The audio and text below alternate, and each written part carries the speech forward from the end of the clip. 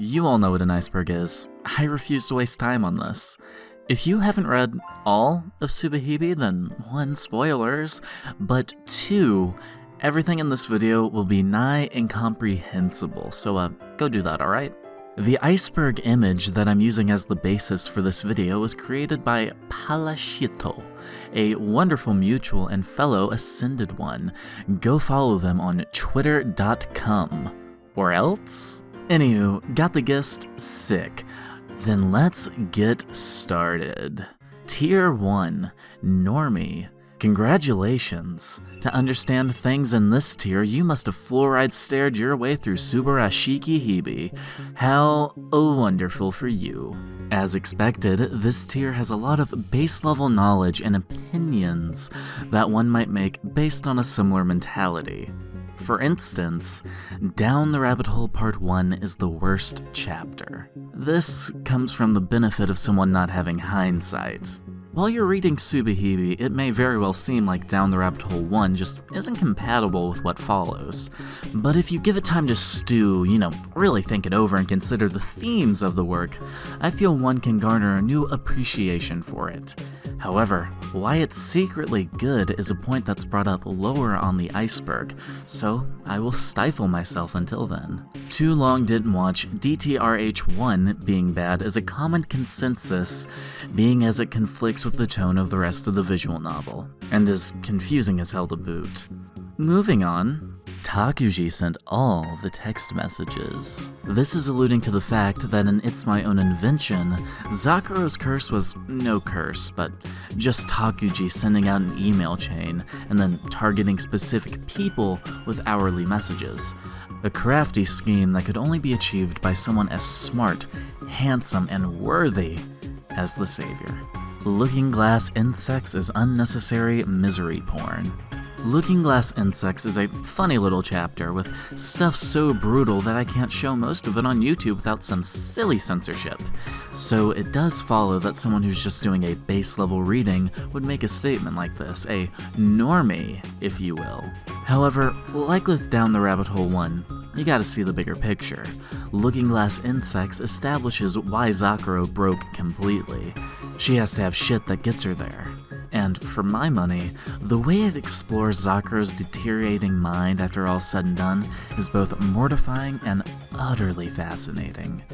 Made me feel emotions so uncomfortable I cried and subsequently had dreams about Takashima haunting me. Would recommend. Riruru is a Tulpa. In It's My Own Invention, Takuji stares at the drawing of Maho Shoujo Riruru-chan, focusing his holy power into it until she becomes real.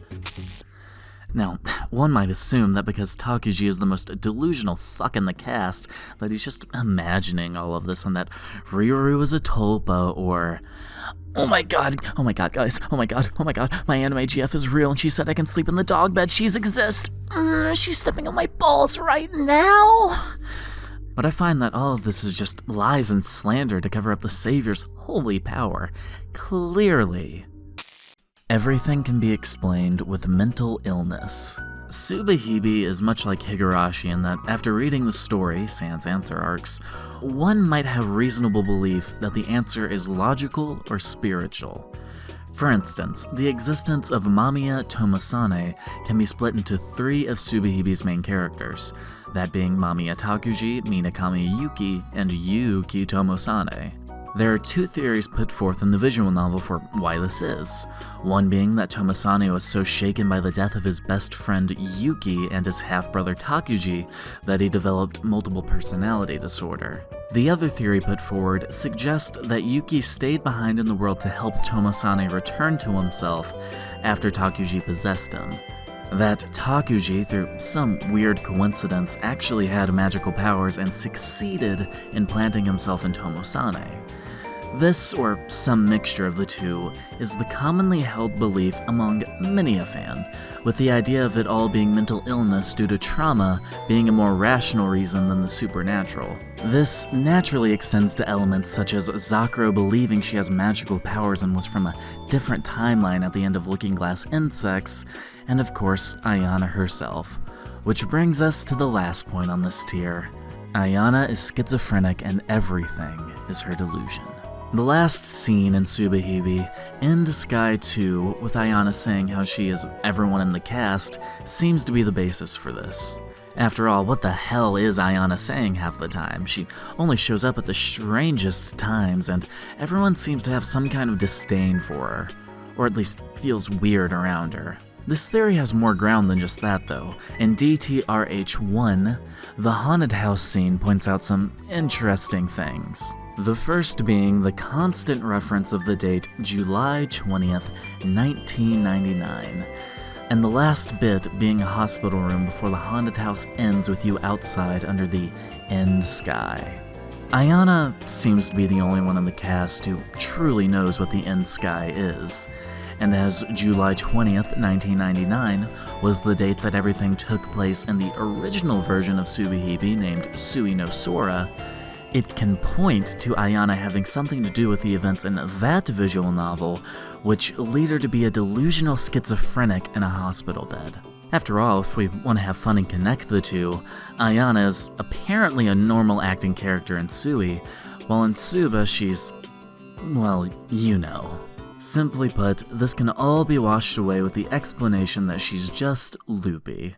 I ascribe myself to a different belief, but that certainly is the most simple one. As we move down the iceberg, expect things to look a lot more like that last point.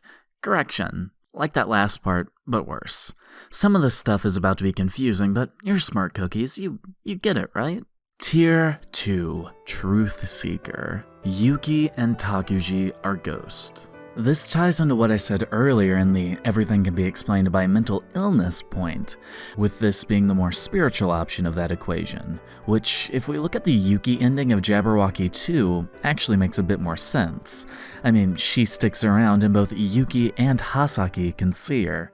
Unless they're both having a shared hallucination, which might be possible, but why now of all times, you know? Is seemingly the case. As for Takuji, his only drive in life was to be the savior, so it's natural that he'd cling to it fervently, his lingering will and resentment etching itself onto Tomosane. If Yuki can do it for positive emotions, he should definitely be able to do it through a grudge. It's My Own Invention is the best chapter. Common belief within the Subahibi community, IMOI is the longest chapter by a good margin. It has the most eroge scenes. It delves into the psyche of Mamiya Takuji, arguably the most interesting character in the cast, and above all else, Kimika anal. Down the Rabbit Hole Part 1 is the real world. Yuki boarded the magical train with a Zakuro into the end sky and everything else is just a bad dream. It's called Wonderful Every Day, so why would every day not be Subarashiki? Everything after this is just a what if, just some fake delusional Neopets nonsense that you don't have to worry about. Steam only sells the first chapter for a reason, you know. Gotta say though, the imagery of Yuki fingering a rabbit doll is pretty funny if this is the real world and we're operating under the assumption that Yuki is just one of the personalities of Mamiya Tomosane. However, this could also be referring to a funny little moment where Ayana briefly takes the reins as the point of view when Iwata Miyu talks to her. Following the logic of everything being Ayana's delusion, her being called out of it right here would indeed be the real world. Zakuro sent the unaccounted for text messages. This is about a strange little occurrence during the middle of It's My Own Invention in which our savior, in a brief loss of consciousness, wakes up after the appointed time for Yui Shinagawa to die. He had divined her death earlier in the route and was ensuring this by having his faithful servant Kimika keep tabs on her so that he could lead her to her death. He, as the savior, can control where Takishima's curse leads. Read, send out creepy messages. Problem is, Takuji woke up and she was already dead, and right on time, with the messages being sent. If the savior wasn't sending the messages during that time, and Kimika was busy keeping tabs on Shinagawa, I mean, really getting her job done so well that she could probably lead Shinagawa to her death without Takuji's aid because she has the means to do so, who was sending the messages other than the actual vengeful spirit of Takashima? who hated that vile, do-nothing teacher more than anyone else. Building C represents Plato's Cave. To catch those of you up to speed who aren't well-versed in philosophy, the allegory of the cave in extreme paraphrase goes a little like this. Imagine there's a cave with a group of people and a fire. They sit by this fire and believe the shadows on the wall that are casted by plants and animals to be real, tangible things, that if you follow their meaning, you can lead a happy life. One day, a member from their little tribe finds their way out of the cave and is overwhelmed by the outside world. As his eyes adjust, he discovers that all the things that he had thought to be true were actually incorrect. The shadows cast by the flora and fauna were in fact tangible things, and he naturally gets all excited to share this knowledge with his lifelong friends. When he stumbles his way back to them and tries to tell them about all the wonderful things outside, naturally, they all think him crazy. They mock him and eventually seek to kill him because he's trying to force his way of thinking onto them. He was trying to change them to his way of thinking when they had, quite literally, not been enlightened. This ties into the Socratic method and how you broach the topic of new ideas being particularly important, but the basics are more or less covered with that, so let's connect this to Building C. Strange things happen on Building C. For one, it's where Tsubasa falls to his death, it's where Zakuro herself nearly died, it's where the ending of Chapter 1 gets all wacky at the end. It's where those who boarded the Ark in It's My Own Invention return to the sky. It's where Kimika End takes place in the same chapter, and unless I'm mistaken, it is where Otonashi Ayana can most commonly be seen. Pretty interesting, right? It's likened to the outside world in Plato's cave allegory in that regard. You can stay in blissful ignorance of the rest of the world, but those who go up to Building C become slowly adjusted and enlightened to the truth of all things. While reading, every time one of the characters goes up there, the reader can go mad trying to comprehend what's going on. We talked about in the last tier how people view Down the Rabbit Hole 1 as the worst chapter because of just that. Yeah, that's right, the reader ties into this too. The reader is one of the ignorant people sitting in the cave. Through reading Subahibi and bearing with it even when you don't understand fully, you can begin to have a sort of mental conversation with it. For instance, your theories that you are sublimely confident in during one chapter can instantly be shattered in the next. But the VN doesn't call you an idiot for any of this. It bears with you and gets its message across like any good philosophy work should. This is why DTRH1, as well as the rest of Subahibi, still hits in retrospect thinking about all the events, and especially on subsequent rereads. In summary, read Subahibi. We're moving down into deeper waters. So far there have mainly been interesting points, but here's where things get a little wacky. 'Tis the Observer tier for a reason. Jabberwocky II is the best chapter. This is not an opinion, but a fact. Zakuro's Marmalade Jar. This is in reference to a scene in Looking Glass Insects in which Zakuro sees Takuji's hideout for the first time. She quickly stops paying attention to him and grabs a jar off of one of the shelves before she starts thinking about a scene in Alice in Wonderland, where Alice does the same with a jar of marmalade. But the jar Zakuro's holding has no marmalade. Coincidentally, now that she's seen this side of Takuji, there's no wonder here either.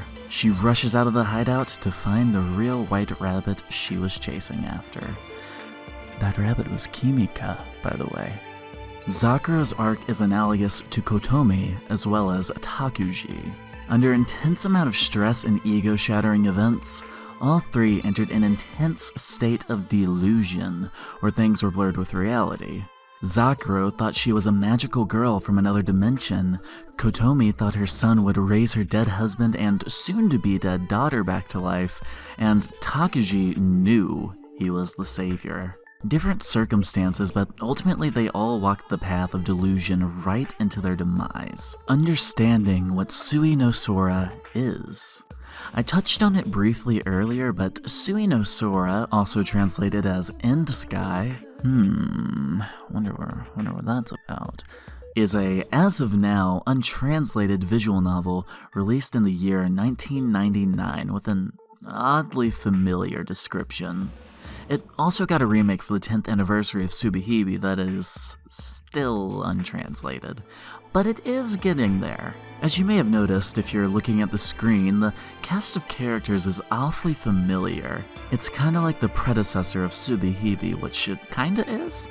Subahibi is essentially stated to be a rewrite of Tsui no Sora that Scotty did once he had more experience under his belt. Fuck, I just need to learn Japanese so I can come to all of you with this ancient knowledge instead of just making guesses.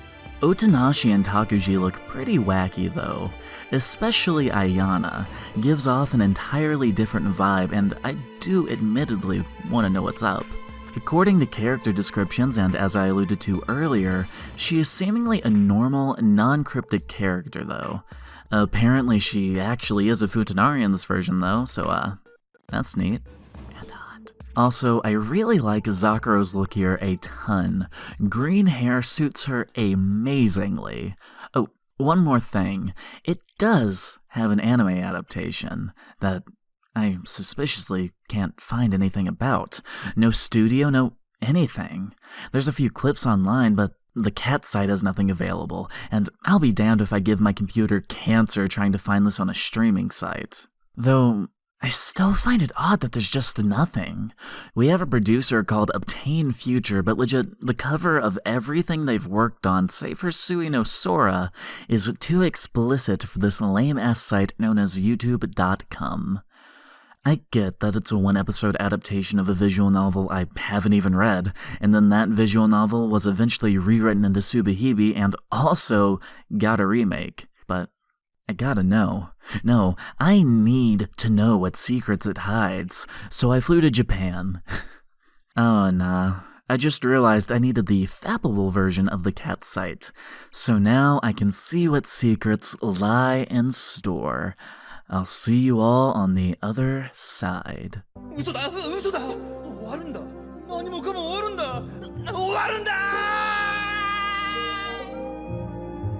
You know, it just occurred to me that this is a quick cash grab made in 2002 as a single episode eroge, and that's why no one wanted to put their name on it.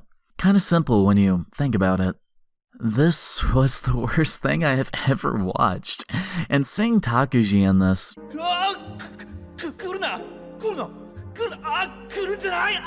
makes me really miss seeing my MC as he should be. This isn't my savior. 1 out of 10, the Tsukihime anime is a better adaptation. Hisaki can see Yuki sometimes. In the Hill of Flowers ending, Hisaki states plainly that she can see Yuki right there. Simple. But I get the feeling this is more so referring to moments like the bath scene, where Hisaki is oddly conscious of Yuki's presence when she walks into the bath and whatnot. Interesting stuffs. Buying Kimika's knife IRL. Kimika's knife is a black Extrema Racial BF2 Tactical Tanto, and don't you forget it. Which is certainly still available out in the world. Way too rich for my blood though. Jeez, I've seen copies of Tsukihime go for cheaper. Channel the spirit and senseless spending habits of Kimika Tachibana for just $200 or so US dollars now. If you can find it in stock, that is. Ayana is reading the story. This makes sense considering Ayana simply is on the top of the roof by herself at the end of End Sky 2. Once she concludes her philosophical ravings, the story concludes, the world returns to normal, and she goes to graduation. One of the myriad of explanations for what Ayana's role in the story is. It would also explain why she feels the need to interfere at random points throughout. The story is boring her, so she steps in to make things all the more interesting for the listener/reader. Additionally, Ayana shares striking similarities to Mahou shoujo Riruru, which is by no means a coincidence. Takuji points this out himself, calling her a disgusting futa girl and a black Riruru. If we take that earlier Futanari incarnation of Ayana from Tsui no Sora into mind, this could be seen as Ayana making fun of another version of herself. As she says, if one soul is in a state of eternal transmigration, reincarnating into different beings over and over again, it would make sense for someone like her, who knows what the end sky is and can see all of these events taking place again and again from different perspectives, to be able to latch on to something as obscure as herself from another version of reality. Think of it a bit like multiverse theory, where things can diverge depending on the choices made, but everything is connected by the end sky. Things have been rewritten, this time telling a similar yet strikingly different story to the ones fans and readers will have read before in Tsui no Sora. Put a pin in that. It'll be important for another tangent here in a bit. Kimika is best girl. This is not an opinion, but a wait. No, I thought Yuki was the best girl because she's cool and smokes on the roof. Then again, that's not really a good qualifier for saying someone's really the best. While I personally find Yuki's aesthetic way more appealing than Kimika's, when it comes to character motivations and personality, I do think Kimika has the upper hand. Besides, we never really get to see her in her casual clothes, which is a damn shame, honestly. I need to know this girl's fashion sense, damn it. Does she prefer skirts or pants, dresses or shirts? This is crucial, I swear. Given her personality, I'd lean towards pants and the like, but that's really just an assumption, and you can hide more weapons in a skirt, so it'd also make sense for her to lean towards that. Kimika's personality, though. When placed face to face with something to give herself drive, she makes damn sure she achieves it. Look at both of the Kimika endings in the visual novel.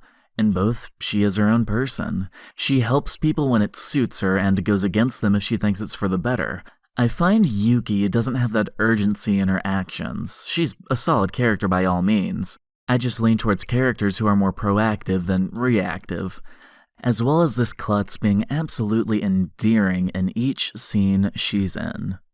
So yeah, Kimika's best girl. Makes sense if you think about it. Tsui no Sora is a prequel.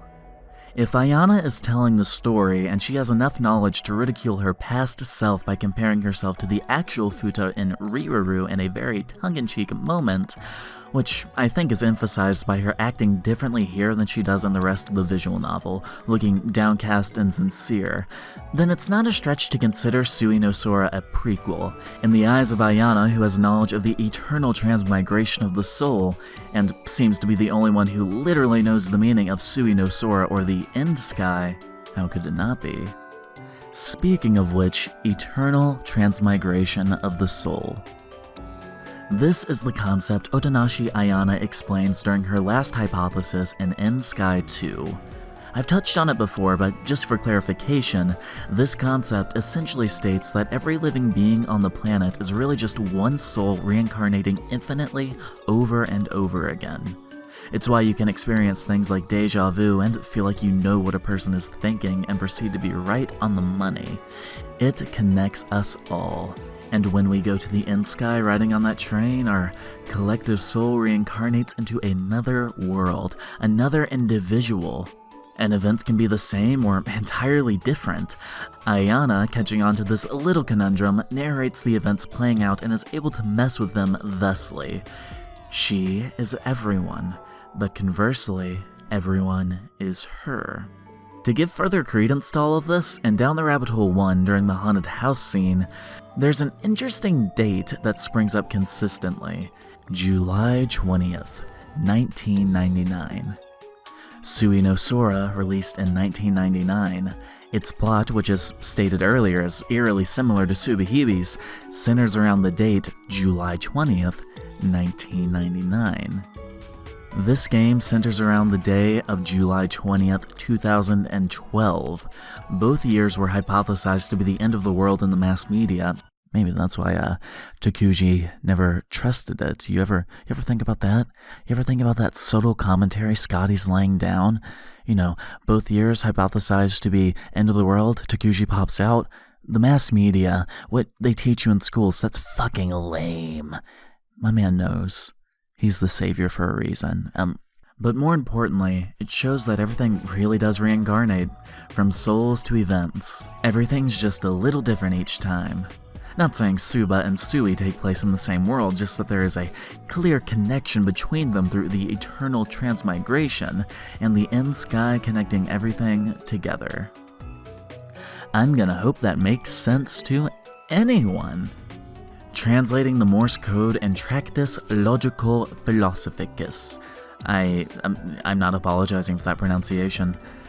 So watashi maho shoujo Riruru yo? Yes, I am magical girl Riruru. Ayana's theme, mind you, and another connection between her, Riruru, and Tsui no Sora. Last tier, Ascended One. If you understand even a modicum of what's about to come out of my mouth for the next literally half of the video, then meet me at the top of Building C so that we can duke it out over who gets to be Mamiya Takuji at the next Subahibi roleplay meetup. Yuki is still alive. Her father reacts immediately upon seeing her in the Hill of Sunflowers ending. It can't be a shared hallucination if all three recognize her. 2 is a coincidence, but 3 is a pattern, baby. If we follow the whole two worlds theory wherein everyone has their own individual empty existence but connects to other people via an external world, then we can begin to see some truth to this. Her near-death experience in Jabberwocky II caused her to be disconnected from the external. In that state, she couldn't interact much save for rare occurrences with the people who were there when she died, namely Tomo-sane and Mamiya Takuji, who all share the same body. Thanks to each returning to their original persons, however, Yuki very well could have done the same, albeit on a smaller scale.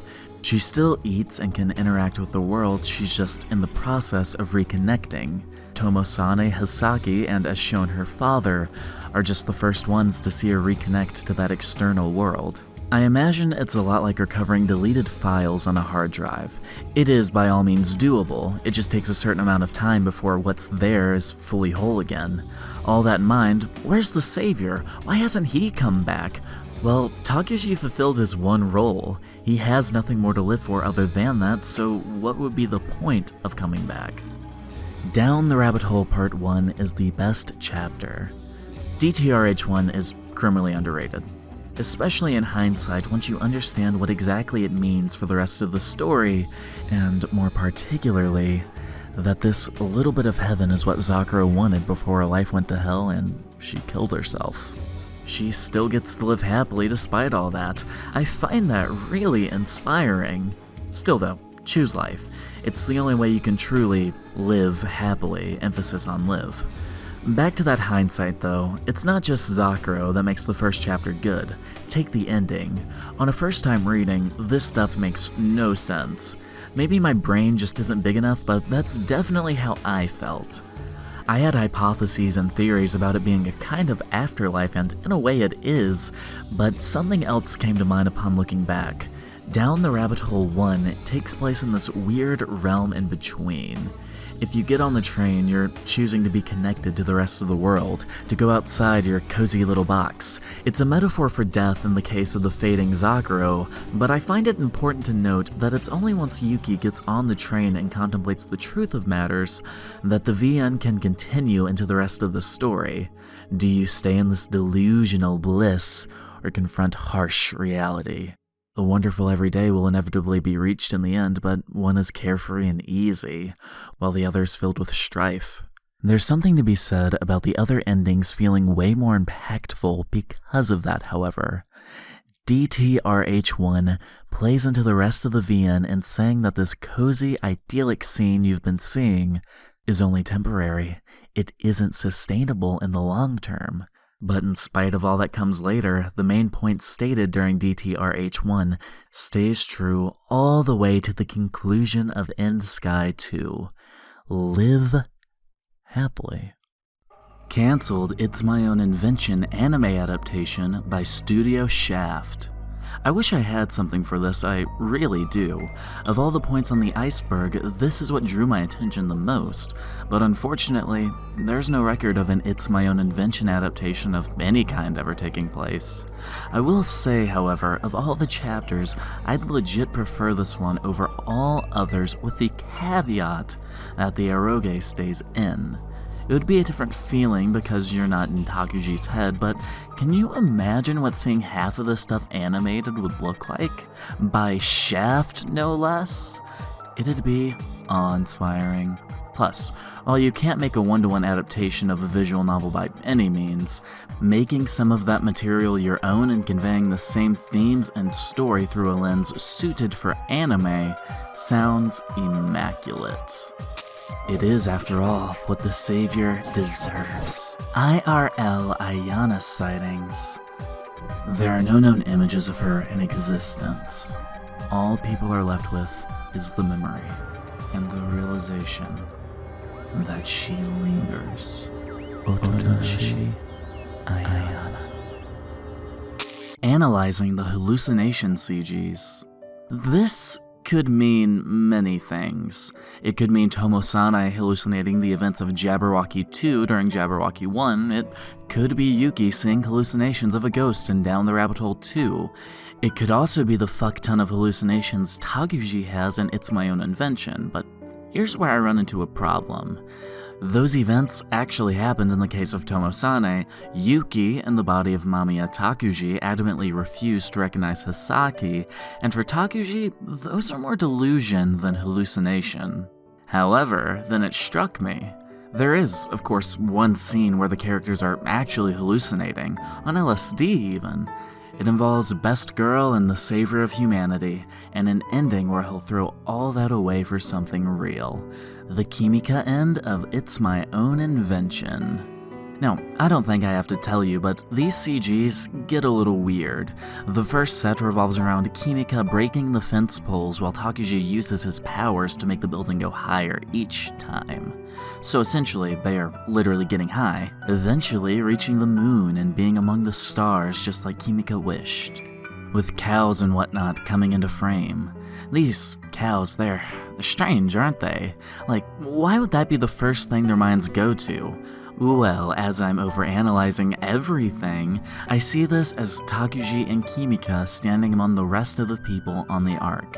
Takuji and Kimika both know how everything will end, while they don't. This might be fun now, but these people are essentially being led like cattle to the slaughter. In Kimika's mind, that is what will happen. Meanwhile, Takuji, still in full savior mode and because they're in space, sees them float up into the sky. They are literally returning to the sky. Kimika, being the person that she is, and also high off her ass, is all for this. The end goal will be the same, and as they're approaching the final days, why not take the time to enjoy life and live happily, even if just for one night. The second set of CGs sees Kimika holding up a scale. She's being a judgmental girl boss of everyone. In a playful way, but still. She's using the scale, as it was in the Egyptian myths, to weigh the sins of everyone with a feather, or with the good they've done, if you will.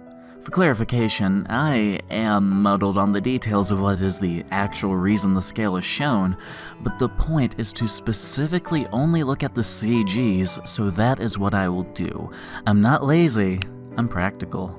The third set is the most eye-catching. Kimika. Takuji is staring up at Kimika floating in the air as a package from Amazonu appears in his hand. Upon opening it, fireworks burst out. Now, what does this mean? That they're high as hell and having a good trip. Also, that this is the stereotypical, everything changes for both of them as they confront their feelings under fireworks, which does happen. They don't state it outright, but both do take different paths after this scene. Only slightly so, mind you, but they are different. The last CG with them just laying there as the sun rises is very clear of that. Look at Takuji's face here. He's full swing in savior mode, yet he looks bewildered, like he's questioning his own actions as he comes face to face with something real. In the end, this is what lets him choose what's real over what's not, all evidenced by our savior's face in this one CG. As for Kimika, I'd argue a night like this means more than losing her virginity on a whim to not go out on regrets ever would. Hence, the smile. Have I mentioned that I adore the Kimika end and just Kimika as a whole? Anywho, Takuji was the original owner of the body. Essentially, it's not Tomo-sane, but Takuji who's the rightful owner of the body. Yuki and Yuki simply haunt him due to their deaths that day, and eventually Tomo-sane takes over because Takuji fulfills his duties as savior.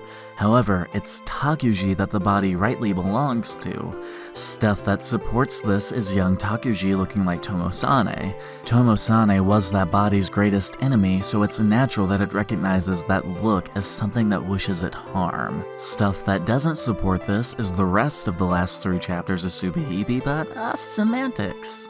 Making your own Kagami rabbit doll. This is something you can only do if you have a cute little sister to give it to.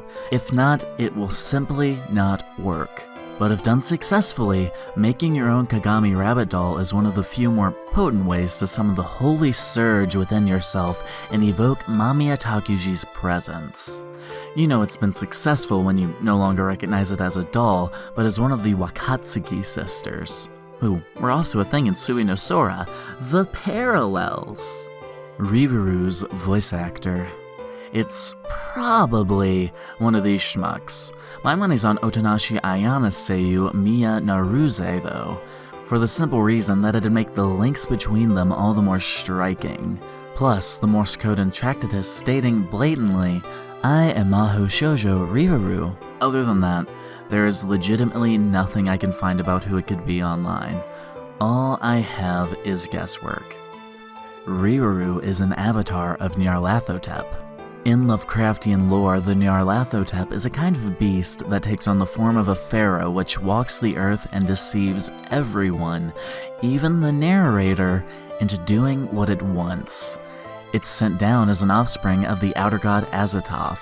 In addition, it spreads madness in its wake. My non-existent knowledge of Lovecraftian lore aside from the baseline Google search I just did, how does this connect to our Mahou Shoujo?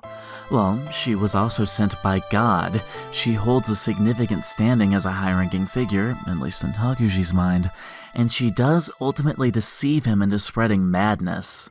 He was already heading there, but it's his conversations with Riruru that push him over the edge, and will continue to do so every time. Everyone around Takuji eventually believes in the whole July 20th end times thing. Even the narrator, Takuji himself. Secret, wholesome Ayana H-scene. Okay, so this one took me some time to understand. You see, I naturally thought that this was a psyop meant to put me off the truth-seeking trail, much like the cancelled It's My Own Invention anime adaptation by Studio Shaft was. However, there is some grain of truth to this one. Confession time. I've always had a missing CG in my Subahibi CG gallery list, and it's only now that I finally filled that. You wanna know why? Ayana Wholesome H-scene is why. See, to get this one, you have to do some confusing steps. It's well known that you have to make different choices in Jabberwocky I to get the various endings in the VN, and this is in a similar fashion. Except you must do it all from the top, from DTRH1 all the way to End Sky 2. Through reading it all in one straight shot and really appreciating Subahibi, remember to save at all of the Ayana scenes. Once you've completed End Sky 2, it's then that you want to go through all of the Ayana scenes again. At this point, you're likely feeling nauseous from experiencing so much Kino, so remember to take a bathroom break and go fix yourself some nice soup to refuel. God, I want some soup right now. My throat is fucking killing me, but I persist because I hate myself. Once you're back and have laughed, cried, and gotten sensual with Otonashi Ayana, who will be real at this point because you cared for her so much, it's then and only then that you can pop out Subahibi and pop in the original Tsui no Sora for a wholesome Ayana H-scene. Hearing the bzz sound in real life. Wait. You're not supposed to hear that in real life? Yuki is best girl. Best aesthetic, yes, but best girl, no. Refer to the earlier point entitled Kimika is best girl for more details. Lucky Star is a Subahibi reference. Ignore the fact that Subahibi came out in 2010 while Lucky Star came out in 2007. Good for them, good for them. And acknowledge the fact that Lucky Star is enhanced substantially by reading Subahibi. In particular, It's My Own Invention. Takuji and Konata. The parallels. More importantly, and probably what this is referring to, is the fact that a set of twins both appear in each work. Both sets have an older tsundere One-san and a younger, docile Imoto. Both are homely with the main cast of characters, both partake in a little Yuri content. Moving on, lastly, both sets are named Kagami and Tsukasa. If that isn't enough reason to watch Subahibi and read Lucky Star, I don't know what is. You literally only win. Secret Kimika POV chapter. Question: have you tried clicking every suppress the source of the black surge option in It's My Own Invention, then on the last go-round ending on the Kimika end of the route? According to Mind metadata, it's only after you do this, the crack in the middle of the chapter select screen will fill up, revealing a new chapter called The Pool of Tears. This chapter takes place, obviously from Kimika's perspective, and sees her start in the middle of the scene with her taking down the bullies while Zakuro goes and gets drugged in Looking Glass insects. And it concludes with her jumping off the roof in the Kimika end of It's My Own Invention. It covers how she nearly loses her mind in the aftermath of Zakuro's rape and following suicide, and goes into detail about her thought process concerning Mamiya Takuji's ambitions. Now, it should be noted that I, pressed for time at the moment, have yet to click every last suppress the source of the black surge option. I've attained everything I know from looking at the metadata for the game. Look, it says Kimika right there, lol. But to those brave souls out there who have some free time, I wish you the best, and please, update me with your findings in the comments. LSD dealer's identity. Alright, so I'm going to level with all of you real quick. What you're hearing right now and what you heard for the previous, 50 minutes, 40 minutes, I can never tell the time on these things, was recorded like a week apart. I'm sitting here right now, coming off the verge of a horrible, horrible slump and a sickness. So, forgive me if my cadence sounds a little different, if my givage with the audio sounds a little different. I got myself a cup of coffee right here. It's past midnight, and I just want to get this out, so. LSD dealer's identity. This one's a bit of a conundrum. The LSD dealer's identity is kind of hard to parse from the elementary text we're given about them. For one, we know that it was the last person that the residents of the Ark visited, and that they were the one that stabbed Nishimura, from the fact that they mention the LSD they obtained was from them. This lets us know two things: that they were a drug dealer, and that they had a knife. No more, no less. Riveting. Alright, this is gonna get oddly specific, but I have a little theory on this.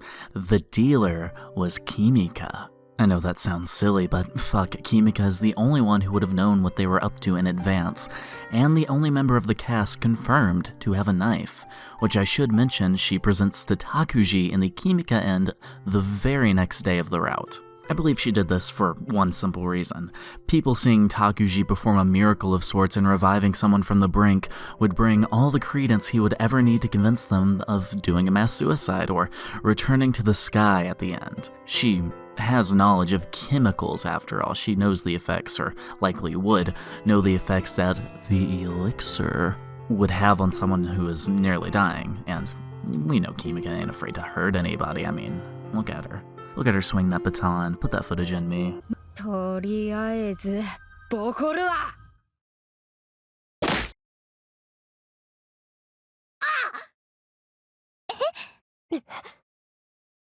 キュウソ猫を噛むって言葉知らない? No one's gonna turn away a savior that actually saves people, and before they have time to question how Takuji performed a holy miracle, they all get drugged. In this way, they see that Takuji isn't just someone who causes curses to happen, but also a healing figure. You know, Jesus allegory. Everything he did before was negative, and people followed him out of fear. They have reverence for him now after this, though, which plays into what Kimika wants perfectly. Where did she get the money for such drugs? Easy, she didn't. She just did the same tactic that everyone else did with the vast weaponry she had stockpiled up for protection. They weren't taken by Tomosane and the LGI True End, so she still has tons by my calculations. That's my 2 cents on the matter. What do you all think? Or, if you're the creator of this Iceberg, did I just fuck it up entirely? Mamiya always had DID. DID, or dissociative identity disorder, is, well, it's kind of self-explanatory. It's multiple personalities. The use of Mamiya here interests me, though. At a cursory glance, it seems to mean Mamiya Tomosane, but that doesn't make sense considering that Hasaki would have to be one of those personalities as well. Consider that because Takuji and Hasaki are twins, that Tomosane would have to make up two personalities, one of which has their own chapter and actively does things away from Tomosane, or Mamiya Tomosane, I should clarify. Plus, even in the case that she was still a little sister that came down the line later, and Tomosane just made up that her and Takuji were twins, that would, by all means, make her the proper savior, unless the mother was wrapped up in the same delusions, which again would have to be fabricated at a twinless birth. You see, this is all kinds of confusing, isn't it? I think this actually makes way more sense and is considerably more fun if we tie it to one of the earlier points on the iceberg, that being that Takuji was the original owner of the body. Taking that into account, things start to become a little more clear. At the realization that her husband is dying, Mamiya Kotomi joins a cult. It's here where she gets coerced in giving her body to the cult leader to give birth to a single child that could save her husband through a mixture of her own Saname blood and the holy blood of the leader. Problem is, she had twins. The male is given precedence to become the savior because sexism, LOL, and Kotomi starts raising him with that in mind. She is strict in her teachings to a fault. Meanwhile, the father, Mamiya Hiro, just wanted a peaceful last few years. He takes what happened in stride and tries his best to be a loving father to the two. The stark difference between a loving parent who wants him to be himself and an abusive one who needs him to become the savior causes Takuji to create the personality of Mamiya Tomosane, an older brother who hates him for abusing their little sister Hasaki and is the personification of his doubts that this whole savior thing is even real. Eventually, Tomosane wins out and attacks his mother for how she's treating them. With his constant abuse of Hasaki and how he attacked his mother, it's natural that he gets sent away. You send away the attacker to rehabilitate, after all. This works twofold, however. The future savior can hone his skills in martial arts and his mind in a peaceful place, which will make his new personality complacent so that Takuji can come back with the fervor after some time has passed and his transformation into the dominant personality can be complete. That in mind, Hasaki being frightened at seeing someone who used to protect her makes sense. He protected her from himself. She's just worried Takuji might pop back out again. But he doesn't. Not for a long time, until the mother comes back sometime later and brings with her the little idea that he is the savior, Mamiya Takuji. And as she predicted, Takuji comes back, albeit broken, as the dominant personality until he completes his duty as the savior, summoning Riruru IRL. This refers to a practice many a Subahibi fan have engaged in order to come face to face with Mahou Shoujo Riruru-chan. Now, I wouldn't recommend trying this yourself, mind you, but the story goes that if you stay up for 24 hours consuming purely magical girl genre anime like Magical Girl Lyrical Nanoha and Cardcaptor Sakura, then the next day in the hours of the night or just in a dark place, you make a bit of an altar. On this altar, you need a picture of Riruru-chan, either printed or crudely drawn. For best result, it's recommended you actually use the printout of the Savior's immaculate drawing. I mean, just look at it. Can we all just take a minute? Give him an applause. He's a good boy. He's a good boy. He's my MC. I like him. Go all hell no. And a cup filled with plain drinking water, not this coffee I have here. From here, light some candles. It's pretty dark, isn't it? You need to see, LOL. Then, you need to drink the water to stay hydrated and channel your immense knowledge and spirit into the drawing. Really hone in on the tropes of the genre, what you think Riruru would do in certain situations, and get a solid image of her in your mind. Take your hands and release the holy surge onto the image. You might be thinking to yourself, And you're right. You're not the savior. You're just a lowly little worm. However, Takuji would want you to have this. You're probably using his drawing to do this after all, so you must push on and release the holy surge. From here, in your now cleansed of sin mind, she will appear to you, smile on her face, and tell you, before drifting, dissipating into the wind. Those who encounter Riruru-chan are derided as delusional and schizophrenic. After all, what does the phrase, "the anime girl I sent for is real," sound like to the common sheep? But to us, the free thinkers, to those of us who have read Subahibi, we know the truth and what will come of it. Live not in shame for your goddess. Love her openly, and she will come to you again. Miyu Iwata's true identity. Do not research. I don't get why this one is so low on the iceberg. I mean, Miyu isn't all that crazy. She's a student at Kita High School, she's in the science club with Kimika, and her main role of note takes place during Sky 2, where she's shown to be good friends with Otonashi Ayana. Yep, this is why it's in the bottom rung. If you think about it from the perspective of everything we've discussed before now, Ayana reading the story and whatnot, Miyu really shouldn't be here. She throws a wrench into everything, and I myself have gone mad trying to find any info on her. One theory I found, while not discussing Miyu completely, does raise some interesting points. In explaining Subarashikihibi's narrative, Mayuchi writes, Miyu calling out to Ayana is the triggering point for Yuki to wake up as Ayana in the outermost world. Essentially, they posited a 3-world theory as opposed to the 2-world one I've been working off of until now, which, if you think about it, wraps up everything rather nicely.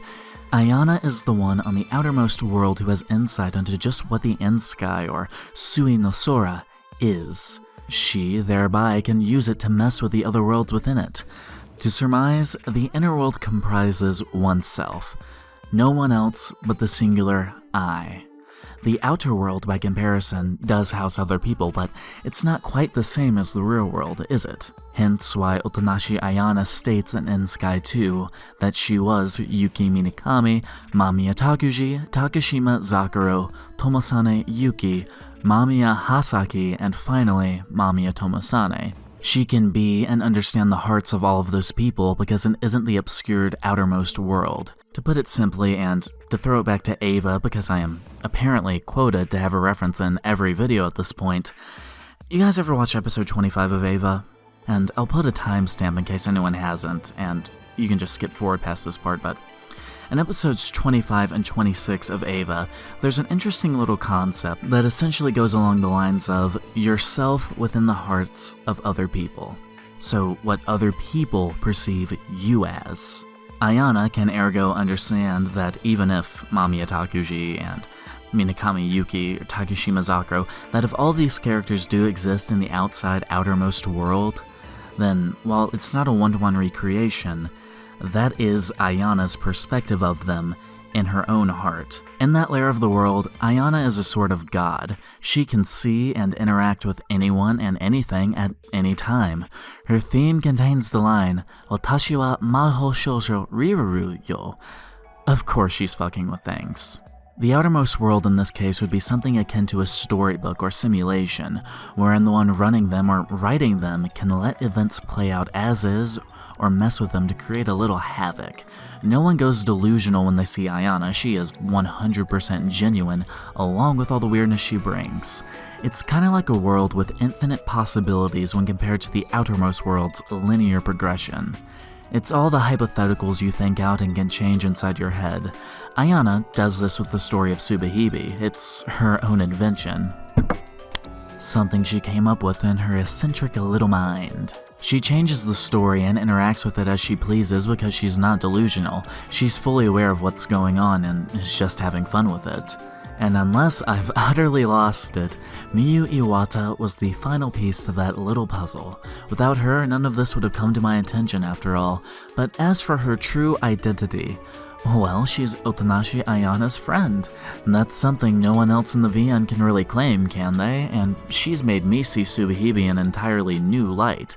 One that I can safely say that I'm not sure if it's better or worse than the version I had in my head before. So the do not research certainly does follow. Nothing life-changing though. At the end of the day, the message of the story still rings clear in my head.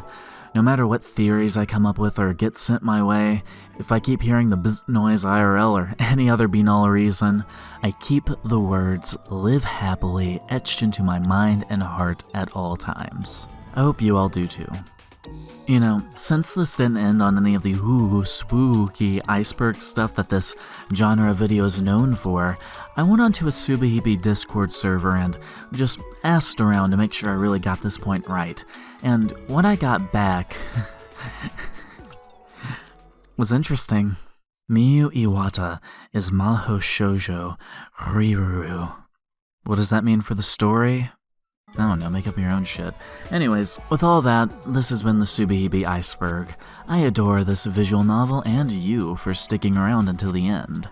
Subscribe, like the video, and fill my Patreon with that sweet, sweet cash if you want to support my Subahibi brain rot financially.